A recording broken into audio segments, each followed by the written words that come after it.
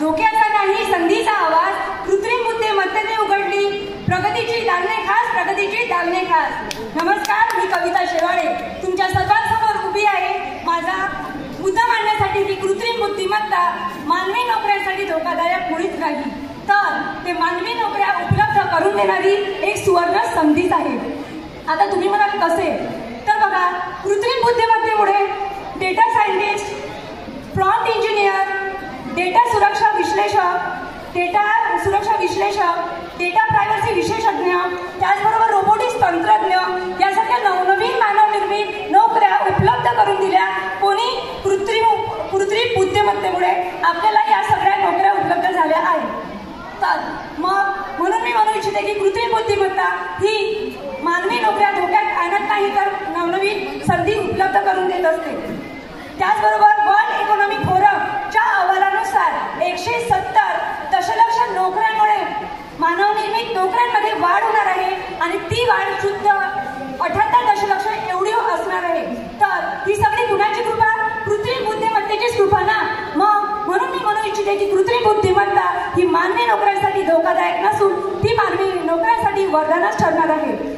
कसं असतं, जे घर भक्कम पायावर उभं राहतं ना, ते कितीही वादळ आला तरी ते कोलमडून पडत नाही.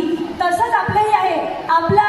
आपली समस्या काय आहे? कृत्रिम बुद्धिमत्ता ही आपली समस्या मुळीच नाही. आपली समस्या आहे त्याबद्दलचं अज्ञान. म्हणून आपण काय केलं पाहिजे? नवनवीन तंत्रज्ञानाशी जुळवून घेण्यासाठी जर आपण वाटचाल करण्याचा निर्णय घेतला आणि नवनवीन कौशल्ये जर आत्मसात केली तर कृत्रिम बुद्धिमत्ता आपल्यासाठी वरदानच ठरणार आहे.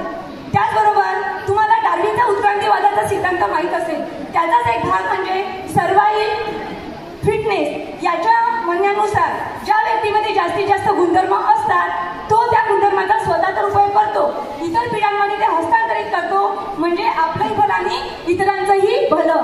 आणि ज्याच्यामध्ये जास्तीत जास्त गुणधर्म असतात तोच परिस्थितीशी जुळवून घेतो. कितीही मोठं वादळ आलं तरी तो कधीही डगमगत नाही.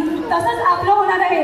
जर कृत्रिम बुद्धिमत्तेबद्दलचे नवनवीन कौशल्य, त्याबद्दलचं संपूर्ण ज्ञान जर आपण आत्मसात केलं तर कृत्रिम बुद्धिमत्ता आपल्यासाठी निश्चितच वरदानच ठरणार आहे. त्याचबरोबर तुम्हाला एक गोष्ट सांगू इच्छिते. जाता जाता एवढं सांगेल, भीती नको तयारी हवी हीच योग्य दिशा. भीती नको तयारी हवी हीच योग्य दिशा.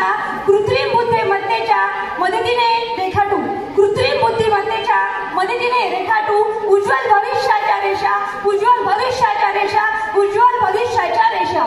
जाता जाता एवढं सांगू इच्छिते, कृत्रिम बुद्धिमत्ता मानव निर्मित